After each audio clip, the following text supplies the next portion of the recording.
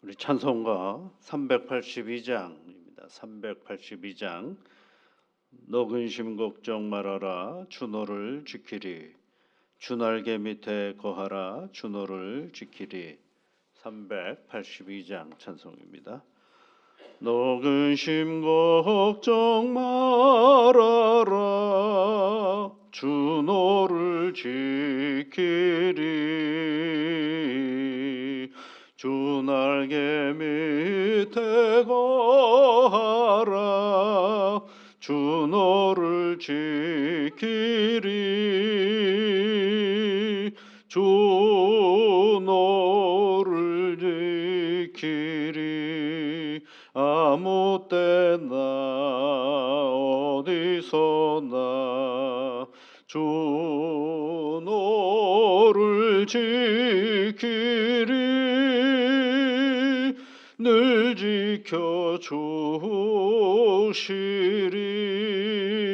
지켜주시리. 어려워 낙심될 때에 주 너를 지키리. 위험한 일을 당할 때 주 너를 지키리. 주 너를 지키리. 아무 때나 어디서나 주 너를 지키리. 늘 지켜주시리.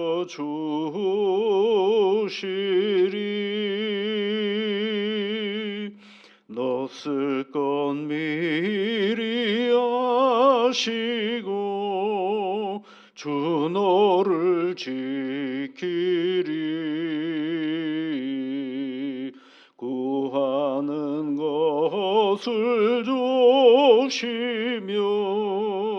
주 너를 지키리. 주 너를 지키리. 아무 때나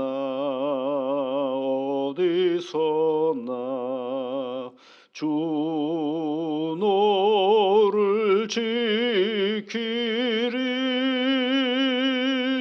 늘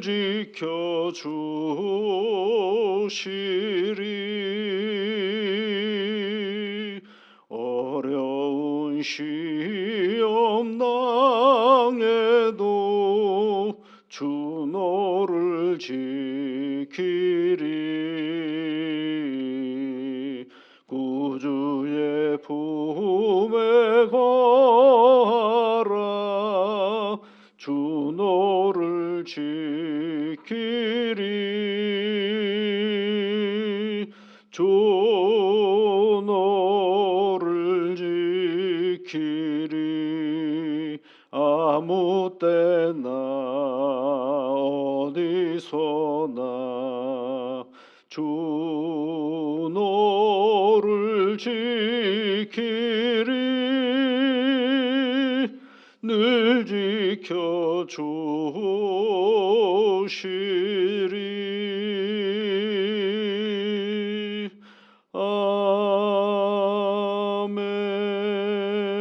아멘. 복되신 여호와 아버지 하나님, 오늘도 저희들에게 어김없이 변함없이 새날을 허락하여 주셔서 감사를 드립니다. 우리가 눈을 떠 이 맞이하는 날은 그 누군가가 열렬하게 살아보고 싶어 했던 날인 것을 우리는 잊지 않게 하시옵소서. 그리하여 하나님, 허투루 오늘의 이 시간을 함부로 허비하고 낭비하는 게으름의 시간이 되지 아니하도록 주 성령께서 우리를 온유롭게 붙잡으셔서 매 순간순간마다 감사함으로, 감동함으로, 감격함으로 오늘의 날을 살아내는 복된 날이 되게 인도하여 주시옵소서.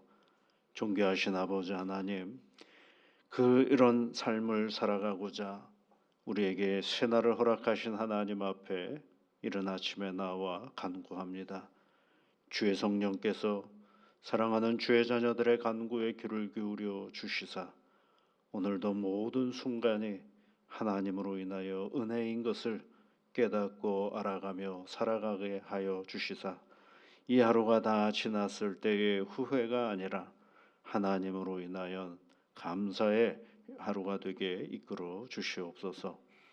우리 앞에 놓여져 있는 일이 무슨 일이 있을런지 예측해보고 기대해보고 준비해보지만 그 모든 것들이 그렇게 되지 않을 때도 있음을 하나님 겸손히 늘 알게 하여 주시사 오늘도 순결한 인생의 길을 걸어갈 수 있도록 지켜 인도하여 주시며 사는 순간순간마다 하나님의 거룩함을 드러내는 복된 날이 되게 이끌어 주시옵소서.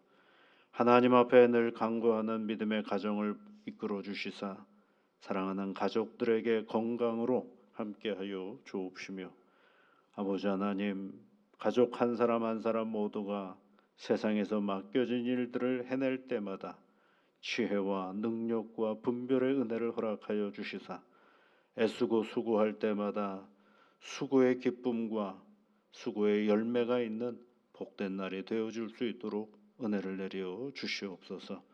사단 마귀가 결코 우리의 가정을 침투하지 못하도록 주의 성령께서 두루두루 감찰하시며 보호 인도하여 주시옵소서. 예수님 이름으로 기도드립니다. 아멘. 하나님의 말씀은 오늘 호세아서 다음 요엘서에 있는 말씀을 보겠습니다. 소선지서 중에서 이제 두 번째 이야기입니다. 요엘서 1장 1절부터 20절까지 말씀을 우리 또 함께 같이 읽어보겠습니다. 부두엘의 아들 요엘에게 임한 여호와의 말씀이라. 늙은 자들아 너희는 이것을 들을지어다. 땅의 모든 주민들아 너희는 귀를 기울일지어다. 너희의 날에나 너희 조상들의 날에 이런 일이 있었느냐. 너희는 이 일을 너희 자녀에게 말하고 너희 자녀는 자기 자녀에게 말하고 그 자녀는 후세에 말할 것이니라. 팥종이가 남긴 것을 메뚜기가 먹고 메뚜기가 남긴 것을 느치가 먹고 느치가 남긴 것을 황충이 먹었도다. 취하는 자들아 너희는 깨어 울지어다. 포도주를 마시는 자들아 너희는 울지어다.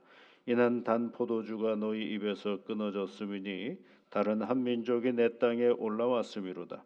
그들은 강하고 수가 많으며 그 이빨은 사자의 이빨 같고 그 어금니는 남사자의 어금니 같도다.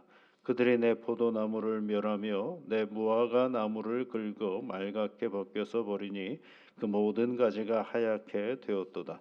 너희는 처녀가 어렸을 때에 약혼한 남자로 말미암아 굵은 배로 동이고 애국함 같이 할지어다. 소재와 전제가 여호와의 성전에서 끊어졌고 여호와께 수종드는 제사장은 슬퍼하도다. 밭이 황무하고 토지가 마르니 곡식이 떨어지매 새 포도주가 말랐고 기름이 다하였도다. 농부들아 너희는 부끄러워할지어다. 포도원을 가꾸는 자들아 곡할지어다. 이는 밀과 보리 때문이라 밭의 소산이 다 없어졌음이로다. 포도나무가 시들었고 무화과 나무가 말랐으며 송류나무와 대추나무와 사과나무와 밭의 모든 나무가 다 시들었으니 이러므로 사람의 즐거움이 말랐도다. 제사장들아 너희는 굵은 배로 동이고 슬피 울지어다. 제단에 수종드는 자들아 너희는 울지어다. 내 하나님께 수종드는 자들아 너희는 와서 굵은 배옷을 입고 밤이 새도록 누울지어다. 이는 소재와 전제를 너희 하나님의 성전에 드리지 못함이로다. 너희는 금시기를 정하고 성회를 소집하여 장로들과 이 땅의 모든 주민들을 너희 하나님 여호와의 성전으로 모으고 여호와께 부르짖을지어다. 슬프다 그날이여 여호와의 날이 가까웠나니 곧 멸망같이 전능자에게로부터 이르리로다. 먹을 것이 우리 눈앞에 끊어지지 아니하였느냐. 기쁨과 즐거움이 우리 하나님의 성전에서 끊어지지 아니하였느냐. 씨가 흙덩이 아래에서 썩어졌고 창고가 비었고 곡간이 무너졌으니 이는 곡식이 시들었음이로다. 가축이 울부짖고 소떼가 소란하니 이는 꼴이 없음이라. 양떼도 피곤하도다. 여호와여 내가 주께 부르짖으오니 불이 목장의 풀을 살랐고 불꽃이 들의 모든 나무를 살랐음이니이다. 들짐승도 주를 향하여 헐떡거리오니 시내가 다 말랐고 들의 풀이 불에 탔음이니이다. 아멘. 네. 1장부터 뭐 슬프다, 굵은 배옷 다 탔다, 또 메말랐다 이런 얘기만 쭉 나오죠. 예. 이게 이제 그 호세아와 그다음에 이제 요엘 다음에 이제 아모스라는 선지자가 있죠.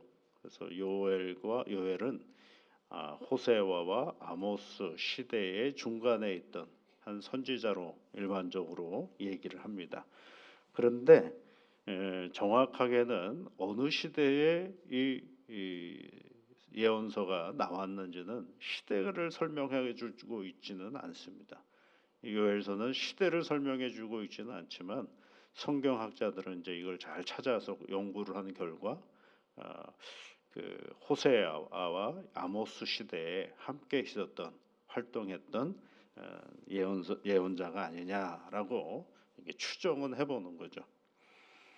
근데 이제 이 요헬이라는 사람의 이 이름의 뜻은 뭐냐면 여호와가 나의 하나님이시다라는 그런 뜻을 가지고 있어요. 요엘이라면 엘이라는 게 이제 하나님이거든요. 그러니까 여호와는 하나님이시다. 요엘 그러면 이제 여호와는 하나님이시다. 그러니까 온전히 그 이름 속에서 오직 하나님만 바라보며 살았던 그런 선지자라고 얘기할 수가 있겠죠.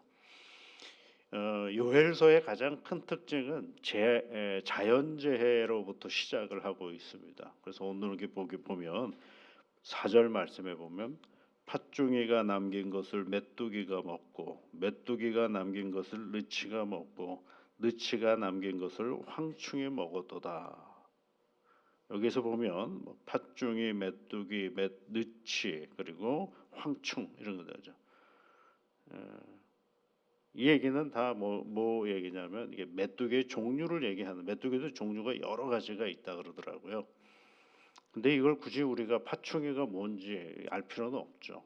이게 메뚜기과에 속해 있는 그 하나의 곤충으로 생각해 보면 됩니다. 근데 성경과 메뚜기는 굉장히 가깝죠. 여러분 메뚜기 그러면 제일 먼저 떠오르는 이게 뭐가 있습니까? 그렇죠. 애굽에 하나님께서 재앙을 내리셨을 때 그때 메뚜기가 있죠. 10가지 재앙이 뭐라 그랬어요? 피게이파, 악독음의 흑장. 그렇죠. 예. 앞 글자만 따가지고 하죠. 악독음의 흑장, 흑암 바로 앞에 메뚜기가 있는 거죠. 그래서 메뚜기가 이제 있죠. 그때 이제 하나님께서 출애굽기에 보면 이 메뚜기가 어떻게 오게 되느냐 하면요. 이제 말을 안 듣는 바로에게 하나님께서 모세를 통하여 이제 메뚜기를 보내잖아요. 근데 그 성경에 보면 메뚜기가 어떻게 오느냐면 동풍이 부니까 메뚜기가 나와요. 예. 동풍이 부니까 애굽 땅에 메뚜기가 그냥 가득 시커멓게 내려오는 거죠. 그리고 나서 이제 모든 것을 다 갉아먹어 버리고 나가니까 그 다음에 이제 뭐가 이렇게 돼 있느냐면 그 메뚜기를 이제 바로가 손들잖아요. 못 살겠습니다.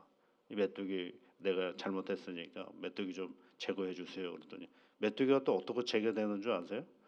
서풍이 불어서 메뚜기가 다 홍해 바다로 빠져버리는 그런 장면이 있어요. 그러니까 굉장히 우리에겐 두려운 일인데 그 재앙이 어떻게 왔다고요? 바람을 타고 왔어요. 그 재앙이 어떻게 물러졌어요?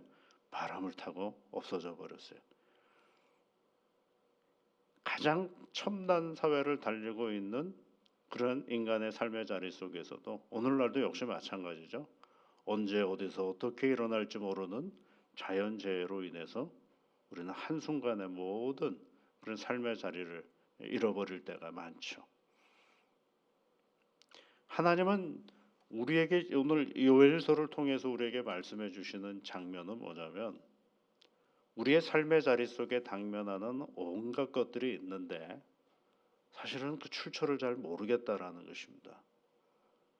그러나 분명한 것은 잘 모르지만 결국은 우리의 삶의 자리의 가장 중심은 누구냐?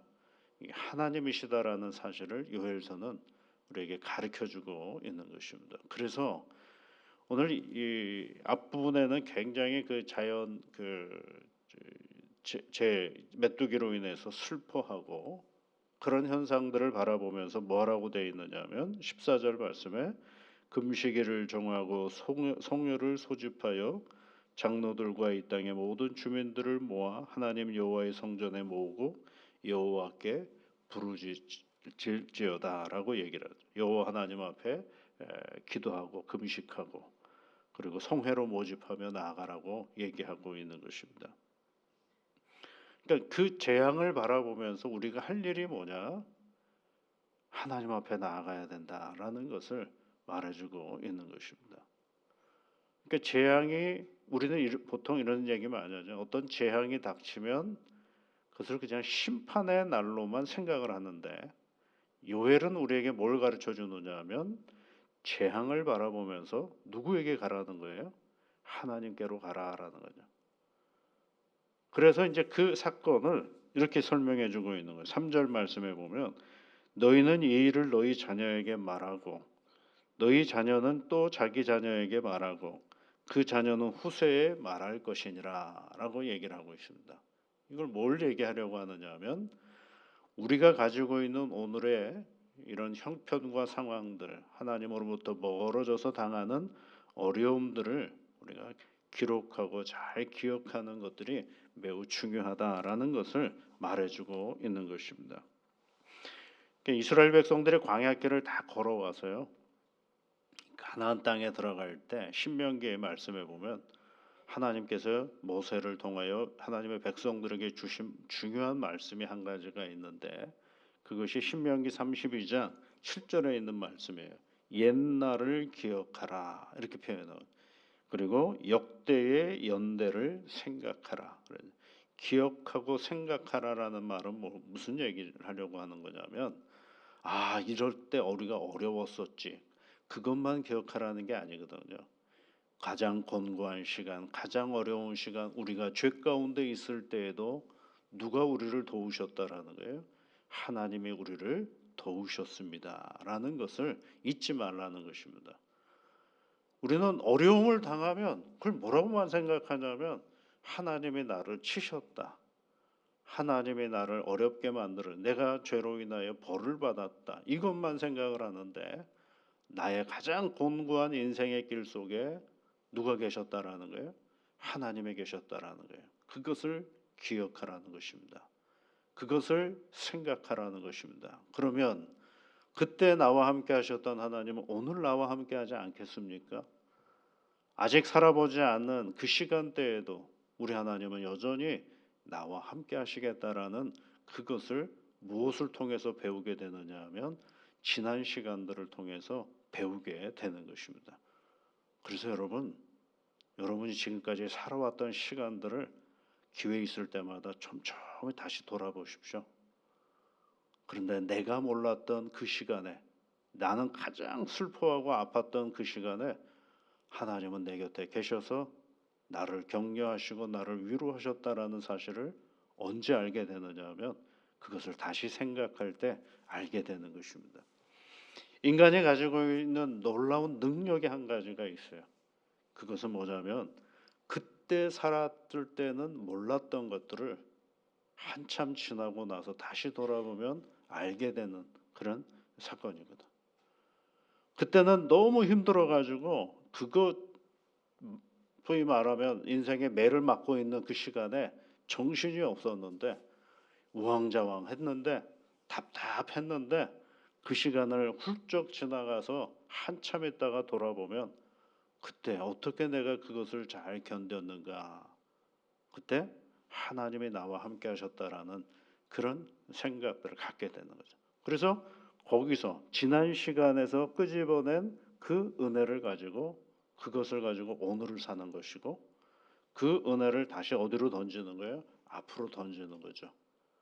그러니까 여러분 지나온 시간들을요 애써 지워버리지 마시고 그것들을 잘 기억하십시오. 다시 또 한번 기억해 보세요. 기억하고 또 기억해 보면 우리 하나님이 나는 몰랐는데 그때 나를 붙잡고 계셨구나라는 것들을 알게 되는 거죠. 그래서 오늘 3절 말씀에 뭐예요? 이 일을 너희 자녀에게 말하고 너희 자녀는 자기 자녀에게 말하고 그 자녀는 후세에 말할 것이니라. 이게 예언자가 해주셨던 말이라면 아까 말씀드렸죠. 신명기에는 뭐라고 되어 있어요? 광야, 애굽의 길, 광야의 길, 거기에서 살았던 모든 것들을 기억하고 역대의 연대를 생각하라라고 말씀하고 있죠. 하나님은 긍휼을 베풀어 주실 때 뭐라고 늘 말씀은 너는 잊지 말라라고, 나는 너를 애굽에서 이끌어낸 하나님이다라는 이야기를 잊지 말라 그럽니다. 애굽이라는 자리가 어디예요? 가장 처참했던 이스라엘 백성들의 삶의 자리인데 그 하나님을 잊지 말라라는 것입니다. 왜냐? 하나님은 그곳에서도 이스라엘 백성들을 도우시고 이끌어 주셨습니다. 여러분, 성경을 열심히 읽는 것과 더불어서 성경 읽는 나의 지난 시간들을 한번 잘 추려 보십시오. 거기에 누가 계셨어요? 하나님은 반드시 거기에 계셔서 오늘 나를 살게 하시는 것입니다. 나를 위로하시고 나를 격려하시고 나를 힘을 주셨다라는 사실을 알게 되는 것입니다. 그 힘으로 오늘을 살고, 그런 하나님이 아직 내가 살아보지 않은 오늘 나의 시간 속에 여전히 함께 계신다라는 이 확신을 가지고 오늘을 살아가셔야 됩니다. 오늘도 여러분, 나와 함께 하시는 하나님을 늘 기억하면서 이 믿음의 길을 걸어가는 새 하루가 되시기를 주의 이름으로 축복합니다. 같이 기도하겠습니다. 하늘에 계신 우리 아버지, 아버지의 이름을 거룩하게 하시며 아버지의 나라가 오게 하시며 아버지의 뜻이 하늘에서와 같이 땅에서도 이루어지게 하소서. 오늘 우리에게 일용할 양식을 주시고 우리가 우리에게 잘못한 사람을 용서하여 준 것 같이 우리 죄를 용서하여 주시고 우리를 시험에 빠지지 않게 하시고 악에서 구하소서. 나라와 권능과 영광이 영원히 아버지의 것입니다. 아멘.